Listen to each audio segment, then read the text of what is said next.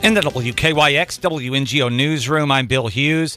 An inmate at the McCracken County Regional Jail has died. According to Kentucky State Police, 33-year-old Joshua Fuson of Paducah was transported from the McCracken County Regional Jail to a local hospital on Sunday after he became unresponsive. Police said Fuson died at the hospital on Tuesday at around 3:20 p.m. An autopsy will be conducted today at the State Medical Examiner's Office in Madisonville. I'm Tim Brockwell.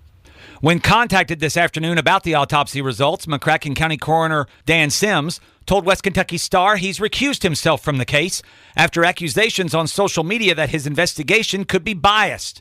Sims said his integrity has been challenged by the top 3 administrators at the jail, including jailer Tanya Ray. They're touting that the inmate was actually not an inmate, but I have documents to the contrary that he was an inmate, and that I will not give them unbiased investigation, and they're basing that on the fact that I am also running for jailer this year.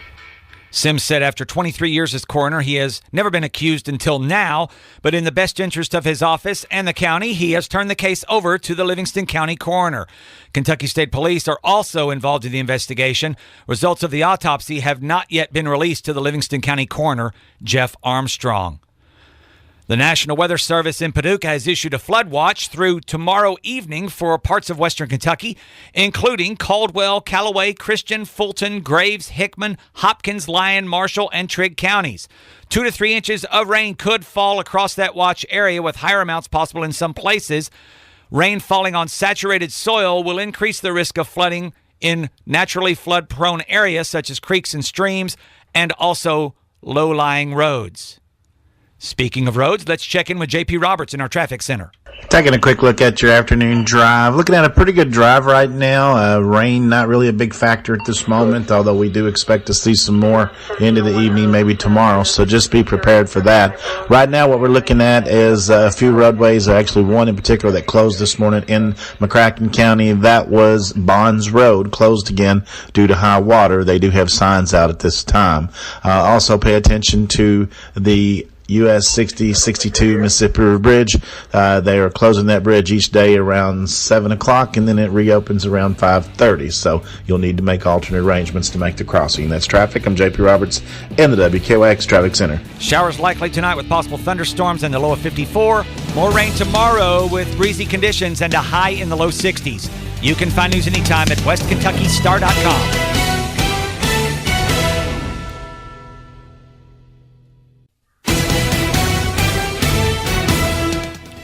In the WKYX WNGO newsroom, I'm Bill Hughes. The weather is our top story today. A winter storm warning continues until about 9 p.m. tonight. Heavy mixed precipitation has happened all through the day. Right now it's mainly snow, with forecasts saying precipitation should end within about the next hour. You can plan on difficult travel conditions into the night. Strong winds are still gusting, so be prepared for significant reductions in visibility if snow is blowing or even drifting. Be careful, plan ahead, and stay alert if you have to get out and drive. We have several stories related to the weather and traffic. The Brookport Bridge between Paducah and Brookport that carries U.S. Highway 45 is closed due to icing on the deck. That's been closed most of the day. And also, U.S. Highway 62 and Kentucky Highway 286 are both closed in an area called Milan Station near the McCracken-Ballard County line. This is because a semi-tanker truck has overturned and is leaking acid. And, JP, you've got more on that situation. Absolutely. Right now, Bill, there were 5 semis in the ditch, reportedly gone into the ditch between Ballard County from Wickliffe all the way up to McCracken County and Kentucky 286. And emergency management reported that, and they've shut that down. And with that acid situation with the semi, that's very serious. You've got a pretty wide area there right now that it's affecting in traffic. Plus, you've got a lot of vehicles in ditches, more vehicles in ditches than we can name locations and report to you. Even a plow truck has overturned on Alvin Barkley Drive in Paducah. Alvin Barkley Drive is US 62 through the city, and right now they've got it shut down between Audubon and Kennedy Road. So if you're trying to get through in that area, it's just not going to happen. If you don't have to travel, then don't. Most folks are off work today. A lot of businesses are closed.